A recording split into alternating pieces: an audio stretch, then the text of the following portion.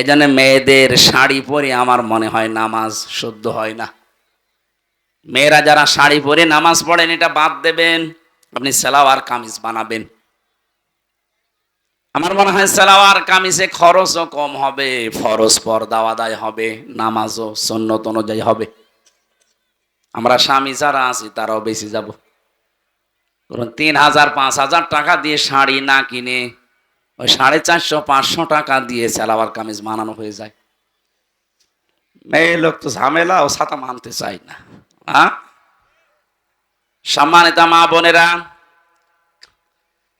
আপনার ফরজ মুখমণ্ডল, হাতের কবজি আর পায়ের পাতা বাদ দিয়ে পুরা শরীর আপনাকে ঢেকে রাখা লাগবে। নামাজের সময় অন্তত মাথার চুলটা যেন বের হয়ে না যায় কোনো ক্রমেই। শয়তান সব চাইতে বেশি আনন্দ উপভোগ করে তখন যখন দেখে কোনো মানুষের লজ্জাস্থান উন্মুক্ত হয়ে আছে। আর এইটা চালু করার জন্য 15.5 বছরে যারা দায়িত্বে ছিল, ডাইরেক্ট ইনডাইরেক্ট ওই মানুষগুলো সব চাইতে বেশি চেষ্টা চালিয়েছে। কয়েকদিন আগে একজন উপদেষ্টা হয়েছে, ও নিজের স্ত্রীকে দিয়ে সারা জীবন এই কাজ করাচ্ছে। ওর স্ত্রীর মাথায় তো বিশাল বড় একটা সালোয়ার কামিজ দেওয়া থাকে না? ওই যে সমস্ত সিনেমা, নভেল, নাটক, থিয়েটার বানিয়েছে, আপনি দেখেছেন এই যে bachelor, third person singular number, আমি উপন্যাস পড়েছিলাম, ওইগুলো দিয়ে এখন সিনেমা বানিয়েছে। ওর নিজের স্ত্রীকে দিয়ে অভিনয় করিয়েছে। এখানে পরকীয়া প্রেম কি করে করা লাগে, সমকামিতা কিভাবে প্রমোট করা লাগে, এইগুলো উস্কে দিয়েছে সারাটা জীবন। সেই লোক এখন এই দেশের উপদেষ্টা। ও সামনে যদি দায়িত্বে এভাবে থাকে, নিজের বউ না আপনার বউ দিয়ে করাবে তখন। এই জন্যই তো দেশে এখন ঝড় উঠতেছে, না এরে বাদ দিন। আপনি দরকার হয় ছাগলকে বসান, কিন্তু এরে বসানো যাবে না। ৯৬% মুসলমানের দেশে যারা আল্লাহর নিষিদ্ধ কাজ পুরুষে পুরুষে নাকি বিয়ে করবে। বাড়ি যেয়ে কালকে বলবেন। আপনি টের পাচ্ছেন কোথায় যাচ্ছে? খালি নামাজ পড়ে রোজা রেখে কালো বোরকা পরে হাঁ করে থাকলে হবে? বাস্তবতা নেওয়া লাগবে না? আপনার মেয়ে কালকের দিন পরে নিয়ে চলে যাবে, বলবে যে না দেওয়া লাগবে।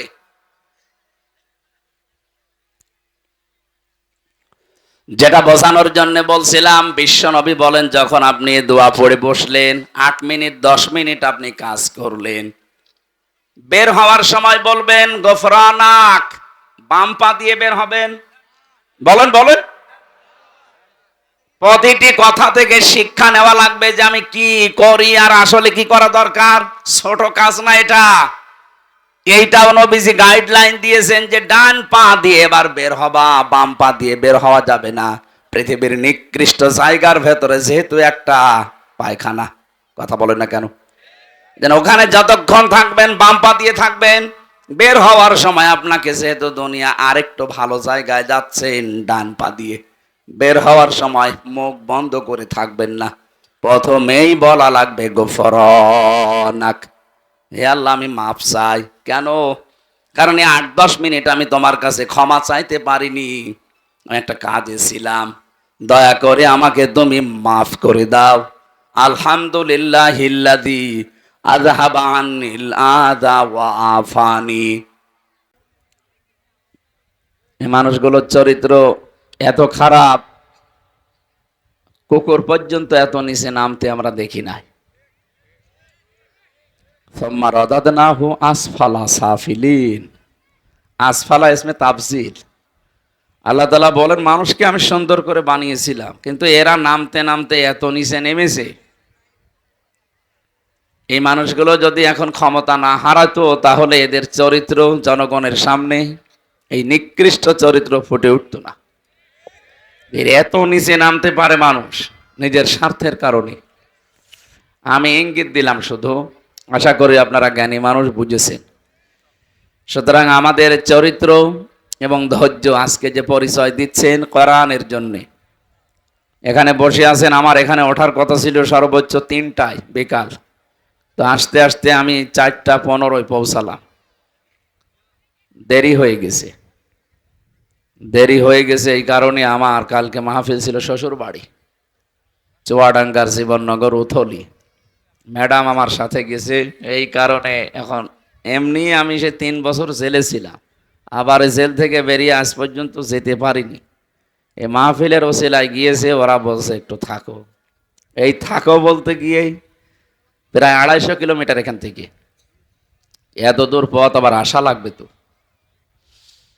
আর আজকে বৃহস্পতিবার মাওলানা হোসাইন বলছিলেন খুব জাম রাস্তায়। আসলে আমরাও তো মানুষ, আমরা এই দ্বিতীয় 2টা 3টা নিতে চাই না। ডাক্তার আমারে জানিয়েছে আপনি আলোচনা কম করেন, আপনার যে ছেলের যে খাবার ওরা খাওয়িয়েছে এই কন্ডিশন, আপনার শরীর ভালো না।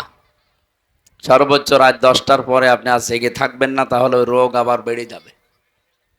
আর দিনে রাতে এইভাবে প্রোগ্রাম করার দরকার নেই। অন্তত সপ্তাহে 2-3টা করেন আর 2-3 দিন বাড়ি থাকে। 2-3 দিন বাড়ি থাকা দূরের কথা, ম্যাডামের কাছে যেতে হলেও হিসাব করে যাওয়া লাগছে। এই রকম টাইট অবস্থায় আছে। আজকে আমার মায়ের সাথে দেখা করতে গিয়েছে সর্বোচ্চ 5 মিনিট। এইভাবে জীবন খুব কঠিন হয়ে যাচ্ছে।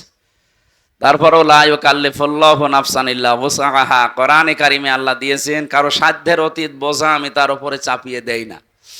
আমাকে আল্লাহ যে কষ্ট আমার উপরে যাচ্ছে, যদিও এইটা আমার দ্বারা সহ্য করা সম্ভব, এই জন্যে আল্লাহ দিয়েছেন, নাই তো দিতেন না। আমার সাধ্যের অতীত যদি হয়ে যেত তাহলে আল্লাহ এই কষ্ট আমাকে দিতেন না। আমার সহ্যের ভেতরে আছে, এই জন্যে অন্তত আমি টিকে আছি।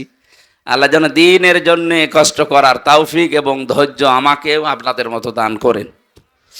আমি ক্ষমা এবং সরি আপনাদের কাছে, অন্তত ঠিক সময়ে আসতে না পারার কারণে। কষ্ট যারা পেয়েছেন একটু একটু বসেন না কেন? জায়গাটা খারাপ নাকি? জায়গাটা কি ভেজা নাকি?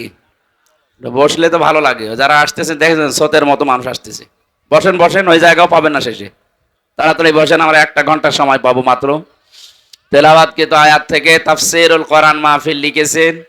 এটা দুনিয়ার কোনো অনুষ্ঠান না, এর সম্পর্ক সব আখেরাতের সাথে। কিসের সাথে? আখেরাত তৈরি করার জন্য এই অনুষ্ঠান আমাদের আজকে দরকার। এখান থেকে আমরা কিছু পুঁজি তৈরি করে নিয়ে যেতে চাই। আল কাজ্জিসু মান দানা নাফসাহু ওয়া আমিলা লিমা বাদাল মাউতি ওয়াল আজিজু মান আতবা নাফসাহু হাওয়াহা ওয়া তামান্না আলাল্লাহ। তিরমিজি শরীফের হাদিস। বিশ্বনবী বলেন ওই নারী পুরুষ ওটা বুদ্ধিমান যে আখেরাতের জন্য কাজ করে আল্লাহর উপরে ভরসা করে। আর ওইটা নির্বোধ পাগল অজ্ঞ যে আখেরাতের কোনো কাজ কারবার নেই, আন্দাজে আল্লাহর উপরে ভরসা করে থাকে। কালেমা যখন পড়েছি জান্নাত একদিন যাবো, এরকম ধারণা আমাদের নেই। এই কথা বলে না কেন? হযরতে আবু হুরায়রা এই কথাটা শোনার পরেই নবীজিকে বললেন, হে নবী, আপনি যে বললেন মান ক্বালা লা ইলাহা ইল্লাল্লাহ দাখালাল জান্নাহ, যে ব্যক্তি লা ইলাহা ইল্লাল্লাহ বলবে সে জান্নাতে চলে যাবে। আমি এই কথা মানুষকে জানাবো। নবীজি বললেন ঠিক আছে যাও। উনি এক দৌড়ে যাকে রাস্তায় পায় তাকেই বলে, দেখো এই মাত্র শুনে আসলাম বিশ্ব নবী জানিয়েছেন মান ক্বালা লা ইলাহা ইল্লাল্লাহ দাখালাল জান্নাহ, যে ব্যক্তি লা ইলাহা ইল্লাল্লাহ পড়বে সে জান্নাতে চলে যাবে। না গিয়েছে? না না, দাখলা এটা মাঝি অতীতের শব্দ, এটা পাস্ট। তার মানে নবীর এই কথা অনুযায়ী আমরা বিশ্বাস করতে পারলাম যে ব্যক্তি লা ইলাহা ইল্লাল্লাহ একবার জীবনে বলবে সে জান্নাতে যাবে না, চলে গেছে। কি করেছে? বলেন বলেন। এটা ক্লাস চলছে, কিন্তু আপনি জীবনে যদি স্কুল কলেজ মাদ্রাসায় নাও যেয়ে থাকেন, এটা আপনার জীবনের প্রথম মনে করেন ক্লাস চলছে। ছাত্র ওই যে 1-2 যারা পড়ে দেখেছেন কেরম জবাব দেয়, ওইরকম করে জবাব দেবেন যদি বুঝে থাকেন, আর না বুঝলে চুপ করে থাকবেন। জান্নাতে চলে গেছে না জান্নাতে যাবে? গেছে। প্রশ্ন হচ্ছে এখনো তো আমরা মারা যাইনি, জান্নাতে গেলাম কি করে? নবীর এই কথাটা একটু ভুল আছে নাকি? হ্যাঁ, আল্লাহর কথায় যেমন ভুল নেই সন্দেহ নেই, নবীজির কথায়ও ভুল নেই সন্দেহ নেই। কারণ নবীজি নিজের মতো করে কথা বলতেন না, আল্লাহ বলাতেন তাই বলতেন। সুতরাং তো নিয়ে যে বললেন যে দাখালাল জান্নাহ, কালেমা পড়লে সে জান্নাতে চলে গেছে, এর অর্থটা কি? হঠাৎ পথের ভেতর হযরতে ওমরের সাথে দেখা, জিজ্ঞাসা করলেন এ কথা কে বলেছে, কোথায় পেলে? বলছে নবীজি বলেছে, দিয়েছে এক চড়। যেই বলেছে নবীজি, একটা আষাঢ় দিয়েছে। আপনি আমারে বলেন কেন? আমি তো শুনি আসলাম এখনো নবীজি মসজিদে নববীতে বসা আছে। গেলেন, জিজ্ঞাসা করলেন হে নবী আপনি কি এই কথা বলেছেন? বিশ্ব নবী বলেন হ্যাঁ, নাগাম, আমি বলেছি। হযরত ওমর কিন্তু জ্ঞানী মানুষ ছিলেন, শিক্ষিত মানুষ ছিলেন, তিনি বিচক্ষণ ছিলেন। ওই জামানায় আরব জাহানের ভেতরে যারা 10 জন মানুষ শিক্ষিত, তার ভেতরে হযরত ওমর একজন। তিনি আমাদের মতো হুসুকে বাঙালি না, আন্দাজে এক কথা শুনলেই পেছনে দৌড় দেয় না। কথাটা শোনার পরে চিন্তা করলেন, নবীজি তো মান ক্বালা লা ইলাহা ইল্লাল্লাহ দাখালাল জান্নাহ বলেছেন। ইয়াদখুলুল জান্নাতা বলতে পারতেন, যে জান্নাতে যাবে। নবীজি জান্নাতে চলে গেছে কথা বললেন কেন? হযরতে আবু হুরায়রা হয়তো অত বড় বিচক্ষণ ছিলেন না, এজন্য তিনি নবীর এ কথার অর্থ বোঝেননি। ওনাকে সাথে নিয়ে বলছেন হে নবী আপনি এ কথা বললেন? বলে হ্যাঁ বলেছি। কেন বলেছেন? বলে আল্লাহ আমাকে জানিয়েছে। আল্লাহ জানিয়েছে বুঝলাম, কিন্তু জান্নাতে চলে যাবে না আগে গিয়েছে কথা বললেন কি করে? নবীজি বললেন আমি এই কারণে বলেছি, দাখালাল জান্নাহ এ শব্দের ভেতরে ব্যাখ্যা আছে। কোন মানুষ যদি সত্যিই মন থেকে কথা বলতে পারে লা ইলাহা ইল্লাল্লাহ, এই শব্দের ভেতরে যত হারাম কাজ আছে, নিষিদ্ধ কাজগুলো জানার পরে সে ছেড়ে দেয়। হালাল যেগুলো আছে, বৈধ আছে, জানার পরে জীবন থাকলে আঁকড়িয়ে ধরে। আমি তাদের জন্য এই শব্দটা প্রয়োগ করেছি, যে দাখালাল জান্নাহ, সে জান্নাতে চলে গেছে। হযরত ওমর বললেন হে নবী এই কথাটা তো বলে না, শুধু বলেছে লা ইলাহা ইল্লাল্লাহ দাখালাল জান্নাহ। তাহলে মানুষ তো নামাজ রোজা ইবাদত বন্দেগী সব ছেড়ে দেবে। এই জন্য যারা এই ধান্দায় আছেন যে কালেমা যখন পড়েছি জান্নাত একদিন যাবই, হ্যাঁ ঠিক আছে, হালালকে হালাল জানা লাগবে না, হারামকে হারাম জেনে ছেড়ে দেওয়া লাগবে না। প্রশ্ন আসতে পারে আমি জানি, জানেন, কিন্তু বাস্তব জীবনে আমাদের এগুলো প্র্যাকটিক্যালি আমল নেই। আর এটা স্মরণ করিয়ে দেওয়ার জন্য আজকের এই অনুষ্ঠান। কথা বলেন ঠিক কি না? সুতরাং যে আল্লাহ আমাদেরকে দিনের বেলায়, আমাদেরও কাজ ছিল, হাজারো কাজ বাদ দিয়ে কোরআনের জন্য ময়দানে নিয়ে আসলেন, কোরআনের তাফসীর শোনার জন্য। খুশি হয়ে বলেন আলহামদুলিল্লাহ।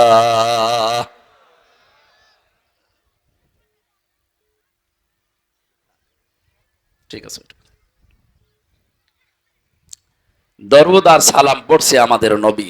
কারণ কোন অনুষ্ঠান যদি আল্লাহর আরশে পৌঁছাতে হয়, এ পৃথিবীতে কোনো বাবার নামে পীর সাহেবের গুণগান করে আপনি পৌঁছাতে পারবেন না। অনুষ্ঠান যত বড় হোক ছোট হোক, যে কোনো ইবাদত বন্দিগি হোক, ওটা যদি আপনি মনে করেন যে এটা আমার আল্লাহর দরবারে কবুল হয়ে যাক, তাহলে ওটার আগে পরে দরুদ শরীফ পড়া লাগবে। কি পড়া লাগবে? আমরা যেটা একটু আগে পড়লাম না একবার, তাহলে বিশ্বাস করতে পারি এই অনুষ্ঠান যত ছোট হোক, মানুষ যেই কয়জন হোক, এটা আল্লাহর দরবারে ইবাদত হিসাবে কবুল হয়ে গেছে। প্রশ্ন হচ্ছে যে কথাগুলো বললাম আমি দরুদে, ওইগুলো আমার প্র্যাকটিক্যাল জীবনে থাকা লাগবে। কথা বলে না কেন? আমি বলি এক মুখ দিয়ে, অথচ আমার প্র্যাকটিক্যাল লাইফে এগুলো সেট করা নেই। আমি আন্দাজে এ মুখের চামড়ার মুখ হবে না, এর সাথে আরো দুইটা সম্পৃক্ত আছে। আপনার অন্তর দিয়ে বলা লাগবে এবং বাস্তব জীবন এটা দেখানো লাগবে। তাহলে কি বললেন আপনি একটু মিলান তো। আপনি কি মন থেকে দরুদ শরীফ পড়েছেন? তো বলেন না কেন? হাদিস হচ্ছে পৃথিবীর যে কোনো প্রান্ত থেকে যদি নবীর কোনো উম্মত একবার দরুদ শরীফ পড়ে, ফেরেশতারা ওইটা নিয়ে নবীর রওজার কাছে শোনায়। নবীজি বলেন আমি শোনার পরে উত্তর দেই, আর তার জন্য আমি মাগফিরাতের দোয়া করি। সুবহানাল্লাহি ওয়া বিহামদিহি। আমরা হাদিস সারা জীবন শুনি যে নবীজির সুপারিশ ছাড়া আমির হামজা না, ওর বাবাও জান্নাত পাবে না। পাবে? আপনি নিজের ইবাদত বন্দেগী একেবারে আকাশ পরিমাণ করলেও জান্নাত যেতে পারবেন না বিশ্ব নবী যদি আমাদের জন্য সুপারিশ না করেন। সেই হিসাবে আমার বর্ণনা যে কথাগুলো বললাম, দেখেন তো আমরা সুপারিশ পাবো কিনা। এক নম্বরে বলেছিলাম আল্লাহুম্মা, হে আল্লাহ, সল্লি আলা, তুমি রহমত নাজিল করো। এখানে সল্লুন শব্দের অর্থ চারটা। সল্লত মানে রহমত নাজিল করা, সল্লত মানে দরুদ শরীফ পড়া, সল্লত মানে নামাজ পড়া, সল্লন মানে মাগফিরাত কামনা করা। আমার আল্লাহর কাছে চারটার সেইটা যার সাথে মিলবে তার সাথে লাগাবেন। এখন যদি সল্লুন শব্দের বাংলা অর্থ আপনি এখানে ধরেন যে মাগফিরাত কামনা করা, সৃষ্টি জগতে আমরা যারা অপরাধ করি তারা মাগফিরাত কামনা করলে মানায়, কথা বলেন না কেন? তো বিশ্ব নবীর জন্য মাগফিরাত কামনার দরকার নেই, কারণ তার আগে পরের সব অপরাধ আল্লাহ মাফ করে দিয়েছেন। মা তাকদ্দামা মিন জামবি, তার আগে পরে কোনো অপরাধ নেই, এই সব আল্লাহ নিজ গুণে ক্ষমা করে দিয়েছেন। তাহলে দ্বিতীয় অর্থ হচ্ছে সল্লন মানে নামাজ পড়া। এখানে তো আমরা নামাজ পড়লাম না, এই যে কিছুক্ষণ আগে পড়লাম ওই নামাজ না। এই দরুদের ভেতরে কোনো নামাজ পড়েছি? বলেন বলেন। এইটাও না। যার জন্য যেটা মেলে তাকে সেই জায়গায় লাগাবেন। 3 নম্বরে রহমত নাজিল করা, এটা মিলছে। আমরা তো আল্লাহকে বলতেই পারি, হে আল্লাহ তুমি রহমত নাজিল করো।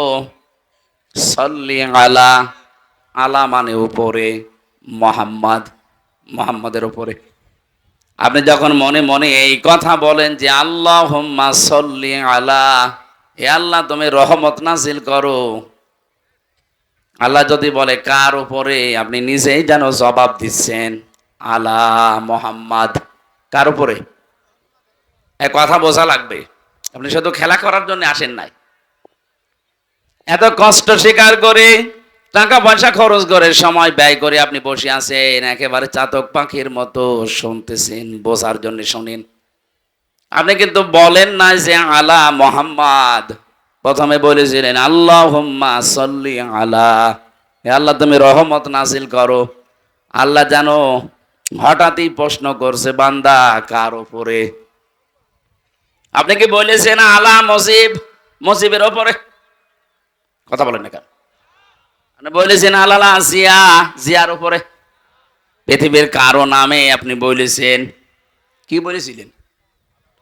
আলা মোহাম্মদ, মোহাম্মদের উপরে তুমি রহমত নাজিল করো।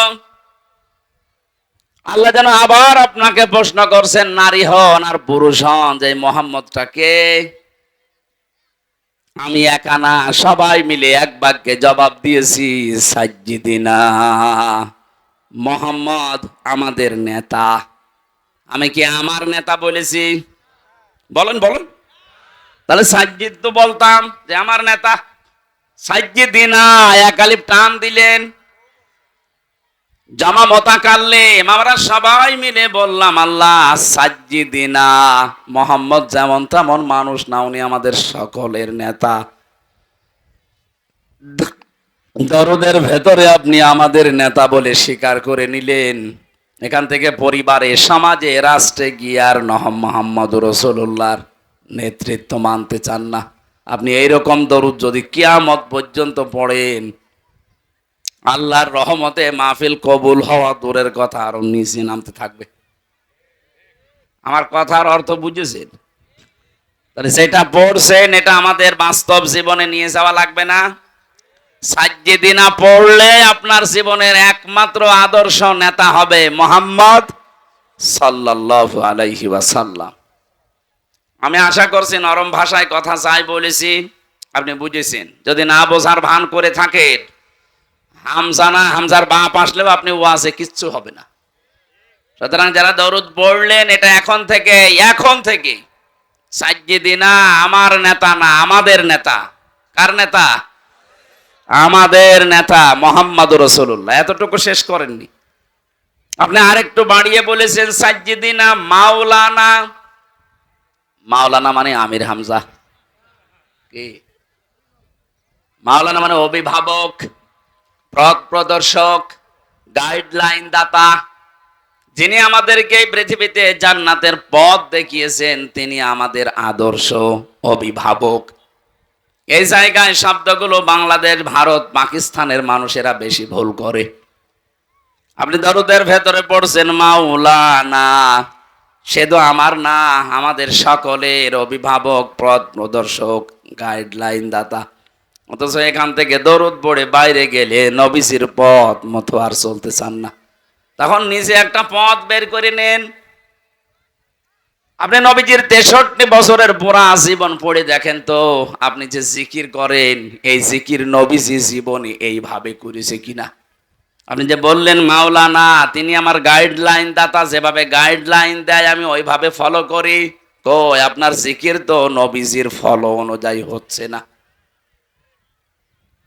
সুতরাং আজকে থেকে সিদ্ধান্ত নিয়ে যাবেন, আমি যাই করি না কেন, যদি আমি টয়লেটেও বসি, আমি মাওলানা এ ঘোষণা দিয়ে এসেছি বগুড়ার মাটিতে যে আমি গাইডলাইন পাবো, নবীজি যেইভাবে টয়লেটে গিয়েছে আমি ওইভাবে যাব।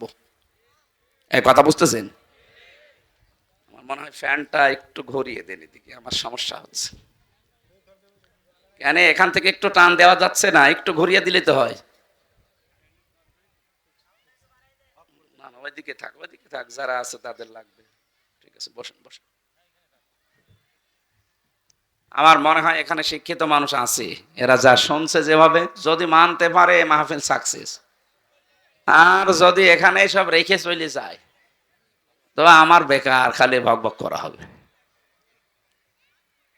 একটু খেয়াল করে বিবেকটা কাজে লাগাবেন আজকে।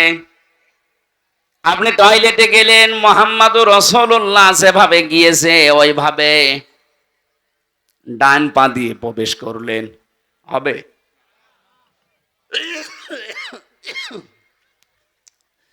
নবীজি জীবনে কোনদিন ডান পা দিয়ে টয়লেটে বসেছেন? বলেন বলেন। কি দিয়ে? আরো জোরে। বাম পা দেওয়ার সময় তিনি বলতেন আল্লাহুম্মা ইন্নী আউযু বিকা মিনাল খুবুসি ওয়াল খাবাইস। খুবসি না, খুবুসি, বহু বচন এটা। কারণ জিন শয়তান, জিন পরি অনেক আছে, একটা না। পৃথিবীতে সবচাইতে বেশি শয়তান আনন্দ পায় নারী এবং পুরুষের লজ্জায় স্থান দেখে।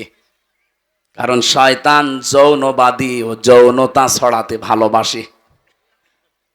আমরা যেহেতু সব জায়গায় পোশাক আশাক পরে থাকি, টয়লেটের সময়টা লজ্জাস্থান উলঙ্গ করা লাগে, উন্মুক্ত করা লাগে, এই জন্যেও ওখানে বসে থাকে।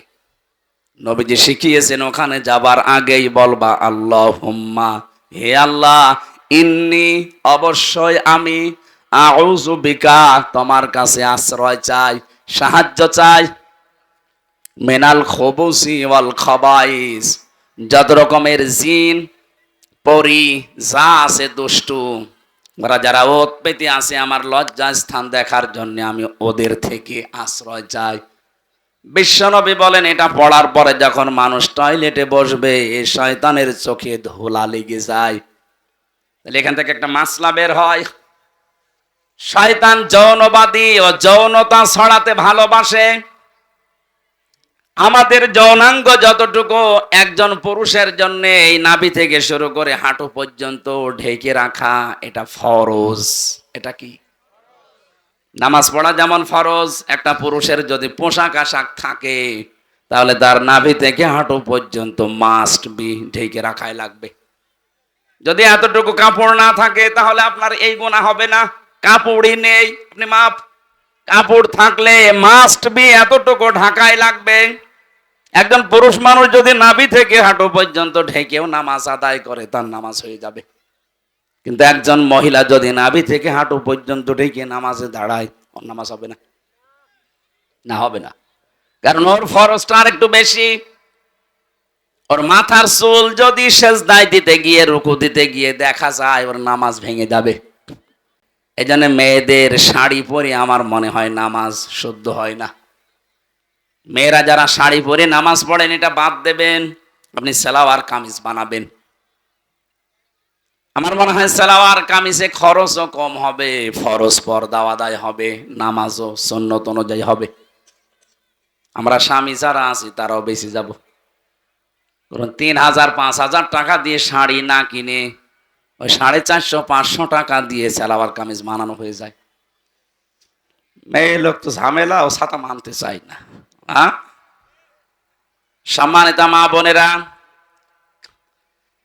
আপনার ফরজ মুখমণ্ডল, হাতের কবজি আর পায়ের পাতা বাদ দিয়ে পুরা শরীর আপনাকে ঢেকে রাখা লাগবে। নামাজের সময় অন্তত মাথার চুলটা যেন বের হয়ে না যায় কোনো ক্রমেই। শয়তান সব চাইতে বেশি আনন্দ উপভোগ করে তখন যখন দেখে কোনো মানুষের লজ্জাস্থান উন্মুক্ত হয়ে আছে। আর এইটা চালু করার জন্য 15.5 বছরে যারা দায়িত্বে ছিল, ডাইরেক্ট ইনডাইরেক্ট ওই মানুষগুলো সব চাইতে বেশি চেষ্টা চালিয়েছে। কয়েকদিন আগে একজন উপদেষ্টা হয়েছে, ও নিজের স্ত্রীকে দিয়ে সারা জীবন এই কাজ করাচ্ছে। ওর স্ত্রীর মাথায় তো বিশাল বড় একটা সালোয়ার কামিজ দেওয়া থাকে না?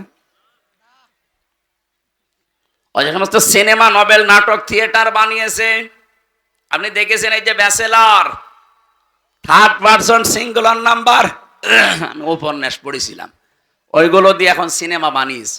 ওর নিজের স্ত্রীকে দিয়ে অভিনয় করিয়েছে। এখানে পরকীয়া প্রেম কি করে করা লাগে, সমকামিতা কিভাবে প্রমোট করা লাগে, এইগুলো উস্কে দিয়েছে সারাটা জীবন। সেই লোক এখন এই দেশের উপদেষ্টা। ও সামনে যদি দায়িত্বে ভাবে থাকে, নিজের বউ না আপনার বউ দিয়ে করাবে তখন। এই জন্যই তো এই দেশে এখন ঝড় উঠতেছে, না এরে বাদ দিন। আপনি দরকার হয় ছাগলকে বসান, কিন্তু এরে বসানো যাবে না। ৯৬% মুসলমানের দেশে যারা আল্লাহর নিষিদ্ধ কাজ, পুরুষে পুরুষে নাকি বিয়ে করবে। বাড়ি যেয়ে কালকে বলবেন। আপনি টের পাচ্ছেন কোথায় যাচ্ছে? খালি নামাজ পড়ে রোজা রেখে কালো বোরকা পরে হাঁ করে থাকলে হবে?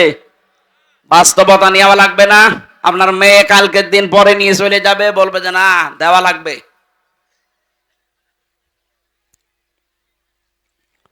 যেটা বোঝানোর জন্য বলছিলাম, বিশ্ব নবী বলেন যখন আপনি দোয়া পড়ে বসলেন, 8 মিনিট 10 মিনিট আপনি কাজ করলেন, বের হওয়ার সময় বলবেন গফরানাক, বাম পা দিয়ে বের হবেন।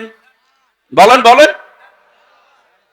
প্রতিটি কথা থেকে শিক্ষা নেওয়া লাগবে যে আমি কি করি আর আসলে কি করা দরকার। ছোট কাজ না এটা। এইটাও নবীজি গাইডলাইন দিয়েছেন যে ডান পা দিয়ে এবার বের হবা, বাম পা দিয়ে বের হওয়া যাবে না।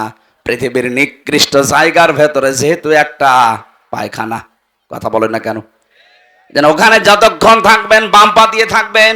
বের হওয়ার সময় আপনাকে যেহেতু দুনিয়া আরেকটু ভালো জায়গায় যাচ্ছেন, ডান পা দিয়ে বের হওয়ার সময় মুখ বন্ধ করে থাকবেন না। প্রথমেই বলা লাগবে গফরানাক, হে আল্লাহ আমি মাপ চাই। কেন? কারণ এই 8-10 মিনিট আমি তোমার কাছে ক্ষমা চাইতে পারিনি, আমি একটা কাজে ছিলাম, দয়া করে আমাকে তুমি মাফ করে দাও। আলহামদুলিল্লাহিল্লাযী আযহাবা আন্নিল আযা ওয়া আফানি, প্রশংসা তো তোমার জন্যে, কারণ তুমি আমার পেট থেকে গান্ধা এবং অপবিত্র কষ্টদায়ক জিনিসগুলো বের করে দিতে। যদি তুমি না দিতে, এটা বের করার জন্য আমার আবার অপারেশন করা লাগবে। যাদের পাইলস হয়, অর্শ হয়, ফিস্টুলা হয়, আপনি দেখেছেন বাস্তবতা তার কারের কে বলে 10 মিনিট 8 মিনিট না, ঘন্টার পরে ঘন্টা লোকটা বসে আছে ওই রকম জায়গায়। আল্লাহ যদি সত্যি আপনাকে গান্ধা জিনিস বের করে না দিতেন, ওটা কেটে বের করে লাগার জন্য অপারেশন করা লাগতো।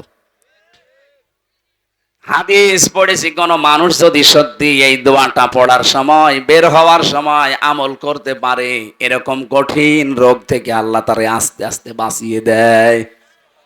জীবনে দোয়া অনেকে আছে পড়েইনি। আমার বোঝানোর বিষয় ছিল এই যে দোয়াটা পড়ে আসলেন, গেলেন, 8-10 মিনিট সময় কাটালেন, পোড়াটা নবীজির গাইড, এই জন্য পোড়াটাই এবাদত।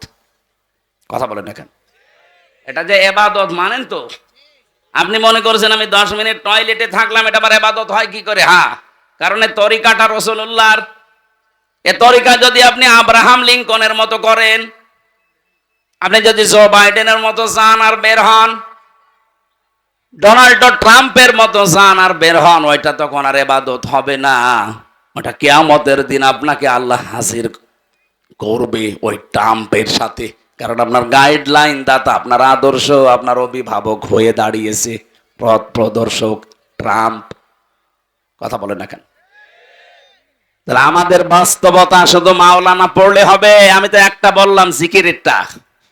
দুনিয়ায় যত রকমের কাজ আছে, প্রত্যেকটি কাজে সেই অনুসরণ করা লাগবে মোহাম্মদুর রাসূলুল্লাহ। কেউ বাজারে গেছে, কিভাবে দরদাম করবে, কিভাবে তার ক্রেতা বিক্রেতার বিক্রি হবে, এমন কোন কাজ নেই নবীজি জীবনে করেননি।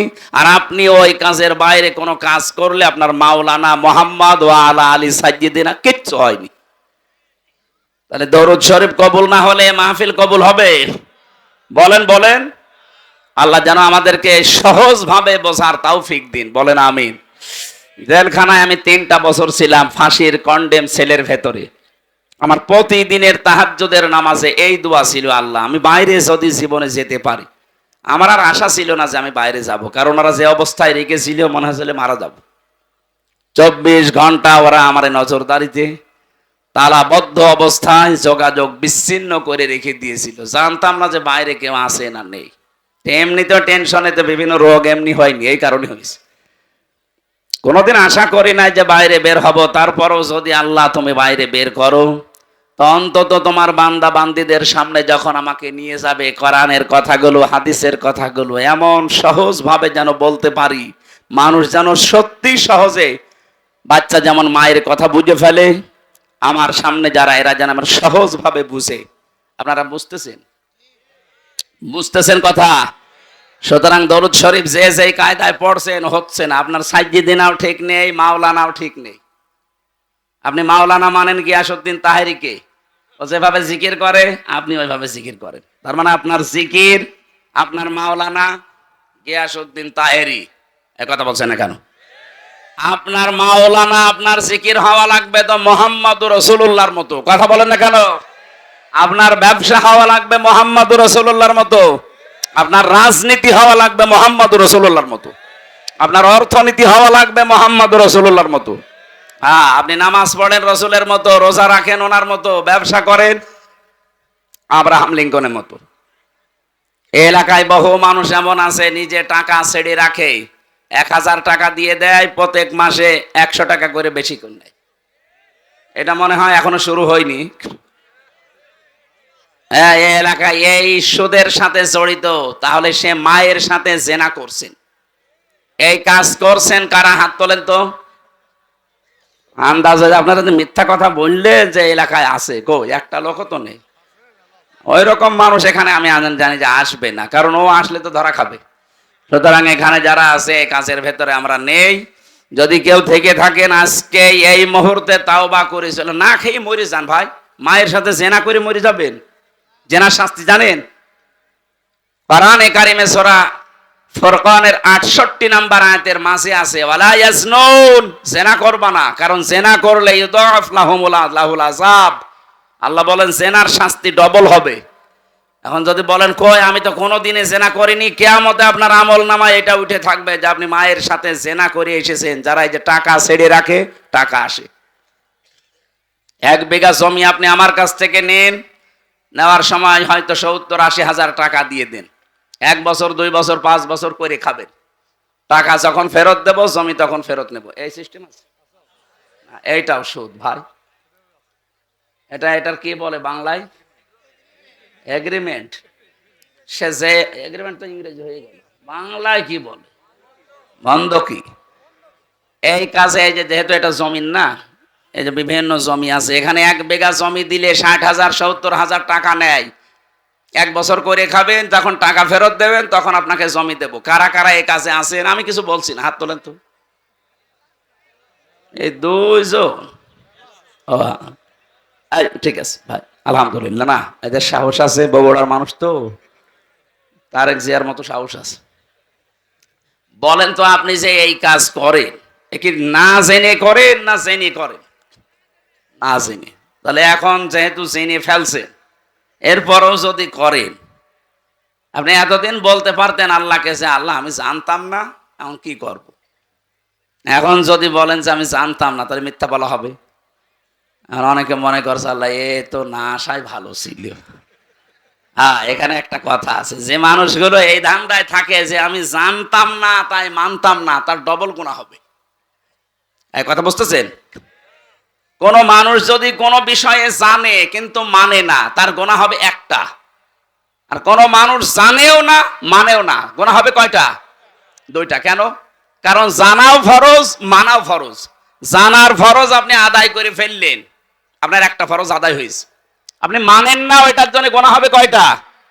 বলেন না কেন? আপনি জানেনও না মানেনও না, আপনি জানেন না কেন? প্রশ্ন হচ্ছে আপনি জানেন না কেন? আমি কি জেনে এসেছি দুনিয়ায়? আমি তো আপনার মতো মায়ের পেট থেকে এসেছি। আমি যদি জানতে পারি ইসলামের নিয়ম, আপনার কি হয়েছে? আপনি এইটার জবাব দিতে পারবেন না। এই জন্য যে ব্যক্তি বলে যে জানি না তাই মানি না, আজকে তো জানলেন। আর এই কারণেই তো অনুষ্ঠানগুলো দেওয়া হয় যে আপনি কেন জানেন।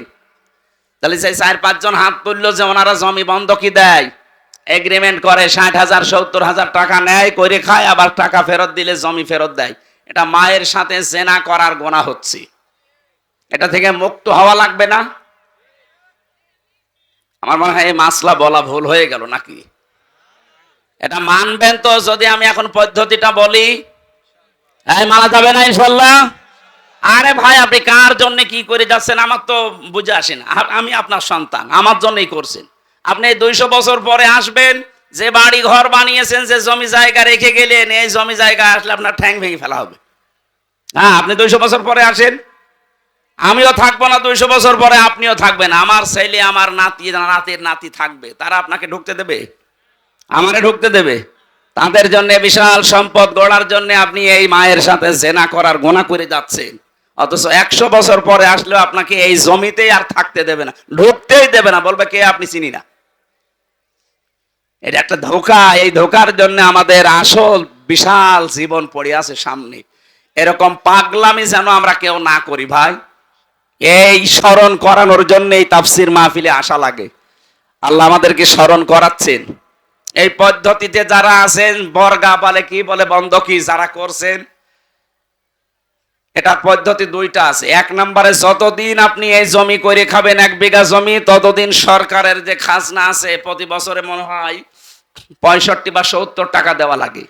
এখন কত আমি জানি না, এরকমই হবে সব বেশি হলো। আমি জেলে যাওয়ার আগে হিসাব জানতাম, এখন এই 3-4 বছরে আর জানি না। না 100 টাকা হলো। প্রত্যেক বছরে বছরে খাজনা দেওয়া লাগে না? এই খাজনা যতদিন আপনি চাষ করে খাবেন এটা আপনি দেবেন।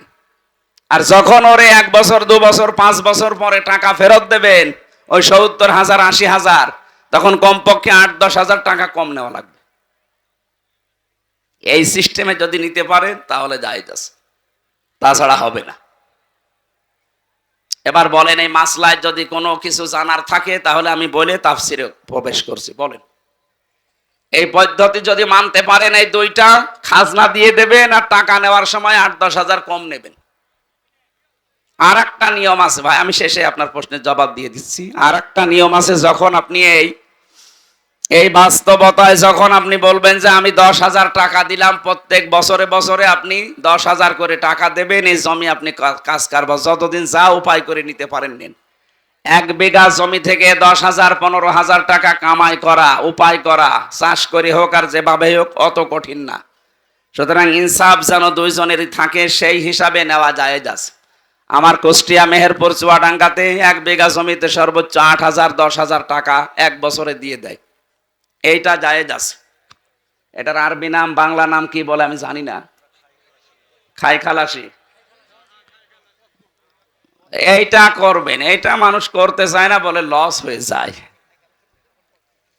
ঠিক আছে, আপনার বিবেকে যা ধরে এখন থেকে আপনি তাই করেন, কিন্তু এই দোষ দিতে পারবেন না যে আমি জানি না তাই মানি না। আপনার ডবল গুনাহ হবে, আপনি ডবল গুনাহ করে যাবেন না। আজকে আমরা তেলাওয়াতকিতেও যে আয়াত পড়েছিলাম সূরা নিসার 36 নম্বর আয়াত। আমাদের আলোচনার বিষয় আজকে হক, স্বামী স্ত্রীর হক, মা বাবার হক, প্রতিবেশীর হক, এমনকি কাজের ছেলে মেয়ে যারা কাজ করে খায় বাড়িতে দোকানে, এই সমস্ত মানুষের হকের কথাও কোরআনের এই আয়াতের ভেতরে আছে। প্রত্যেকটি জিনিসের উপরে আপনার হক আছে, আর কিয়ামতে এই হকগুলো সম্পর্কে আল্লাহ আপনাকে স্ব আকারে প্রশ্ন করবে। আল্লাহ আমাদের যেন প্রশ্ন করে আটকাতে না পারেন, সেই জন্য এটা তেলাওয়াত করলাম। আমি সহ প্রত্যেকে এবার প্রবেশ করছি। আল্লাহ রাব্বুল আলামিন বলেন, ওয়া'বুদুল্লাহা ওয়ালা তুশরিকু বিহি শাইআ। হে পৃথিবীর মানুষেরা, তোমরা আল্লাহর ইবাদত করো, আমি আল্লাহর সাথে কাউকে শরীক করবা না। প্রশ্ন আসতে পারে, ইবাদত তো করি, কি করেন আপনি? 5 ওয়াক্ত নামাজ হয়তো পড়েন, রোজা রাখেন, আর মেয়েরা যারা আছে খুব বেশি হলো কালো বোরকা পরে একটু ঘোরে, এই শেষ। ইবাদত এতটুকু শব্দ না, এটা ব্যাপক অর্থবোধক একটা শব্দ। কোন মানুষ যদি মানুষের সাথে কথা বলে, এইটাও ইবাদত। আকুলু লিন্নাসি হুসনা। কেউ যদি মানুষের সাথে একটা ভালো কথা হাসি মুখে বলে, নবীজি বলেন এইটার দ্বারা তার একটা সাদগা দেওয়ার সওয়াব হয়। কত মানুষ আছে কথা বলতে চায় না, গোমরা মুখ, চুপ করে থাকে, কথাবার্তারা এমনকি দুনিয়ার কোন স্বার্থের কারণে কথা বন্ধ পর্যন্ত করে দেয়। মুরগিতে ধান খেয়েছে, এতটুকু একটা অপরাধ, এই নিয়েও মাসের পরে মাস ঝগড়া, কথা বলে না, এমন মানুষ নেই দুনিয়ায়। আপনি যদি মারা যান এই অবস্থায় 3 দিন পার হয়ে যায়, দুনিয়ার কোন স্বার্থ নিয়ে কারোর সাথে গন্ডগোল, মারামারি, ঝগড়া ঝাঁটি, মরে গেলেন 3 দিন পর, আপনি বেঈমান হয়ে মরবেন, ঈমান নসিব হবে না। আমি তো জানি 3 দিন না, 3 বছর না, 30 বছর কথা বলে না ঠুনকো একটা বিষয় নিয়ে, এই কথা বলছে না কেন? আর এগুলোর সব চাইতে পেছনে কলকাঠি নাড়াচ্ছে শয়তান, আর শয়তান মেয়েদেরকে দিয়ে এটা খেলায়, কারণ মেয়েরা শয়তানের জাল।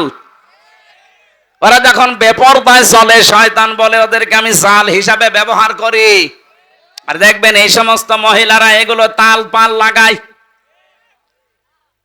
সেই এলাকাতে দেখবেন এই যে তালাতালি করা, এর কথা ওর কাছে লাগানো, মানুষের সম্পর্ক নষ্ট করে দেওয়া একটা গুনার কাজ।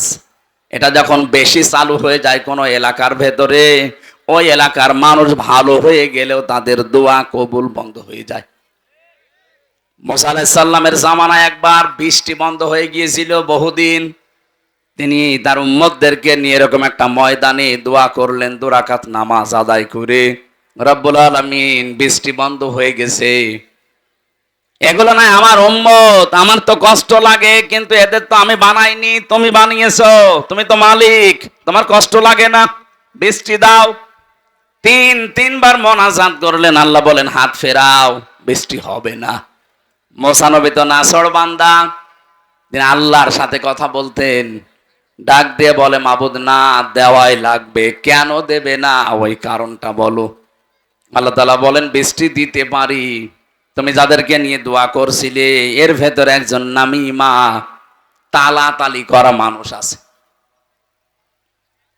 ওই লোকটা যতক্ষণ এই মোনাজাতে হাজির থাকবে, তোমার দোয়া নবী হলেও কবুল হবে না। হযরতে মুসা নবী বললেন, আল্লাহ তুমি শুধু ওর নাম বলো, দেখো ওর কি করি।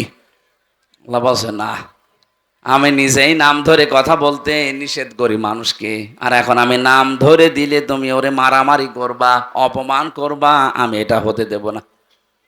মুসা নবী বলে, আল্লাহ তাহলে আমি টের পাবো কি করে? আল্লাহ পাক বলেন, তুমি এই মাসলাটা শুধু ওদের সামনে বলো, ওদের ভেতর থেকে যদি কেউ তাওবা করে নেয়, তাহলে আমি আল্লাহ আমি ভেবে চিন্তে দেখব।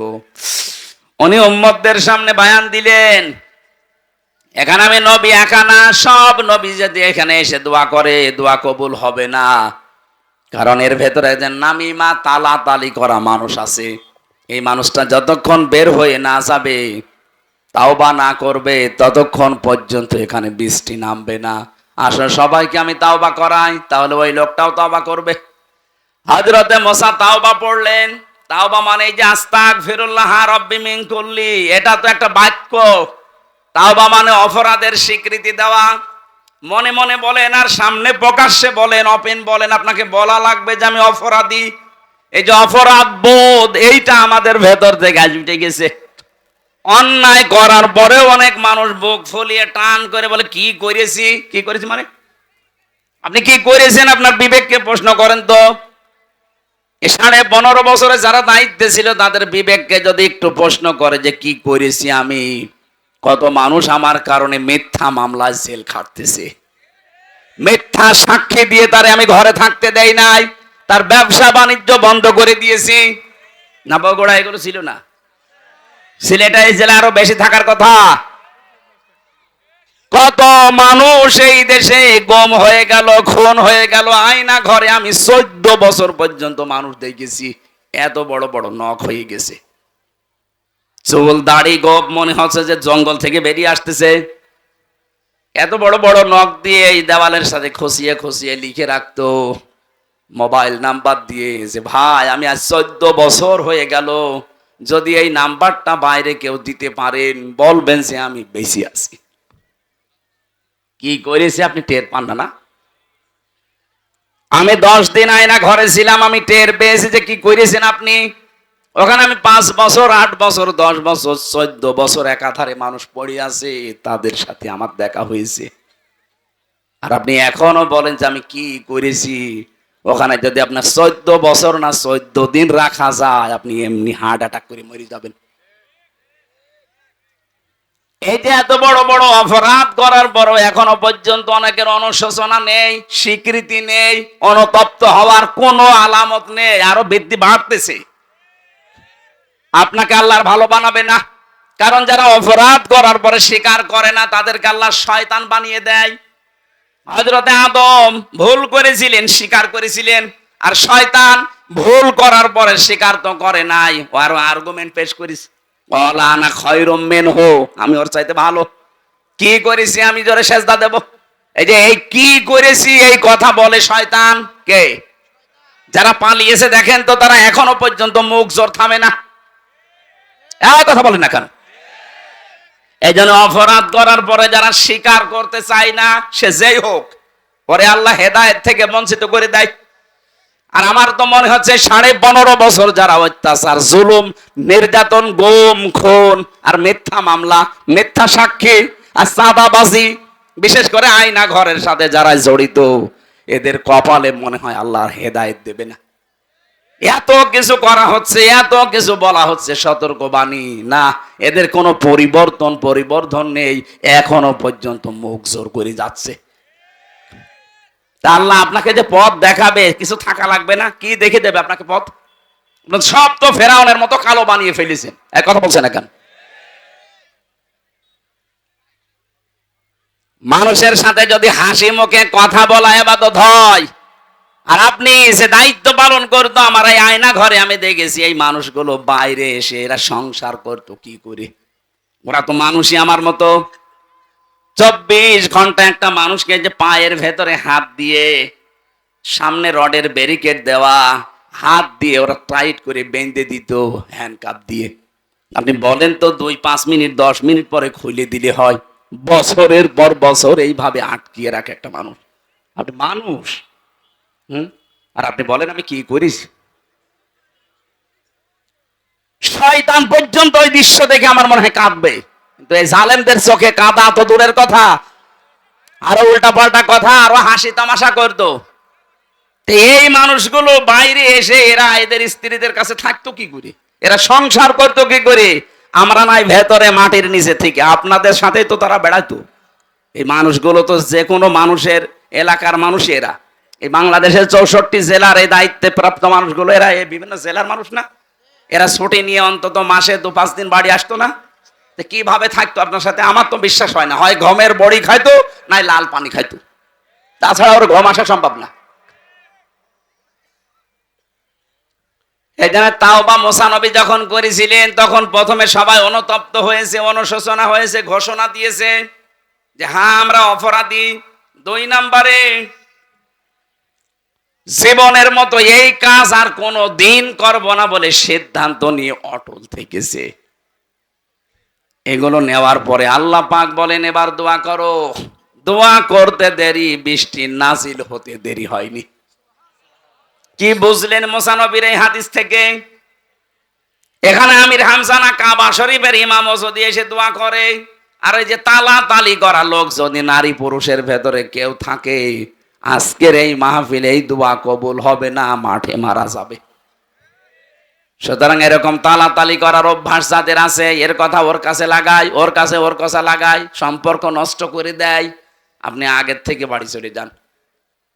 ওই যে একজন চলে যাচ্ছে, যান যান যান যান, তাড়াতাড়ি চলে যান। আপনি থাকলে আমাদের মাহফিল আর হবে না, যান। চলে যাচ্ছে যারা, চলে যাক। এরা চলে গেলে আমরা তারপর মাহফিল শেষ করব। তালাতালি করা মানুষ নিয়ে আমরা মোনাজাত করতে রাজি না, কারণ মাহফিলই কবুল হবে না। জীবনের মতো অপরাধ থেকে বাঁচা যাবে না যে যাক জীবন চলে যাক, আমি তালাতালি করব না। কার জন্য তালাতালি করে সম্পর্ক নষ্ট করে না? এই অভ্যাস বেশি মেয়েদের ভেতরে। কথা বলুন না কেন? সম্মানিত মা বোনেরা, আপনার নামাজ রোজা এই কালো বোরকা সব কিন্তু একেবারে মাঠে মারা যাবে, কিচ্ছু কবুল হবে না। মুসা নবীর মতো এত বড় পাওয়ারফুল নবী হাত তুলে বসে আছে, আল্লাহ হাত ফেরত দিচ্ছে, আর আপনি কোথাকার কি? এই জন্য এবাদত এইটাও, কথা বলাও এবাদত। কারোর সাথে যদি রাগ করে থাকেন, ওটা আল্লাহর জন্য রাগ করা লাগবে। ও আল্লাহর বিধান মানতে চায় না, ওকে বোঝানোর পরে এই কারণে ওর সাথে আমার সম্পর্ক ভালো না, এটা কার জন্যে? বলেন বলেন। কারোর সাথে যদি ভালোবাসা দোস্তি তৈরি হয়, এটাও তৈরি হওয়া লাগবে আল্লাহর জন্য। কাউকে কিছু দিলে, দান করলে, ওটা আল্লাহর জন্য। কাউকে কিছু দেই না, দান করি না, ওটা আল্লাহর জন্য। নবীজি বলেন ফাকাদ ইস্তাকমালাল ঈমান, ওর ঈমানকে যেন পরিপূর্ণ করে নিল। এক একটা আয়াতে লক্ষ লক্ষ কথা এভাবে তাফসীর আকারে করা আছে। এটা 1-1.5 ঘন্টা 2 ঘন্টার ব্যাপার না, এগুলো আমি বই লিখেছিলাম। আপনি পৃথিবীর সৃষ্টি থেকে শুরু করে কিভাবে আল্লাহ সব বানিয়েছেন, তৈরি করেছেন, এগুলো সিস্টেম কি, কিভাবে আমাদের ইবাদত করা লাগবে, এগুলো জেলখানায় তো 3টা বছর এক ঘরের ভেতরে, একটা কবরের মতো, এদিকে 3.5 হাত, এদিকে 1.5 হাত, এতটুকু একটা জায়গায় পড়েছিলাম 3টা বছর। ওই কারারক্ষীদের কাছ থেকে তো খাতা নিয়ে কলম নিয়ে লিখতে লিখতে আমি বই লিখেছিলাম প্রায় 8টার মতো। ওই যে বাসতলায় মনে হচ্ছে আমার গাড়িটা আছে, ওখান থেকে আপনার মেয়ের জন্যে, বোর জন্যে, মায়ের জন্য, ফুফুর জন্য বই নিয়ে যাবেন, নিয়ে পড়াবেন। বই মানুষকে কোনোদিন ঠকায়নি, ঠকাবেও না। যতটুকু হোক ওখান থেকে একটা জ্ঞান পাবেন, একটা সাদগায়ে জারিয়া সওয়াব হতেই থাকবে মরণ পর্যন্ত। আমরা মাগরিবের আজান আর 4-5 মিনিট আছে, এরপরে মোনাজাতের মাধ্যমে শেষ করে বইটা নিয়ে যাবেন, কাজে লাগবে, আশা ব্যক্ত করে শেষ করছি। আল্লাহুম্মা আমিন। লা হাওলা ওয়ালা কুওয়াতা ইল্লা বিল্লাহিল আলিয়্যিল আযীম। আল্লাহ তাআলা বগুড়ার এই মানুষগুলো দিনের বেলা সব কাজ বাদ দিয়ে যারা বসে আছে, রব্বুল আলামিন এদেরকে খালি হাতে না ফেরত দিয়ে এদের হাতগুলো পরিপূর্ণ করে দাও। এদের জীবনের অপরাধগুলো তুমি মাফ করে দাও। এদের জীবনের ভালো কাজগুলো তুমি মঞ্জুর করে নাও।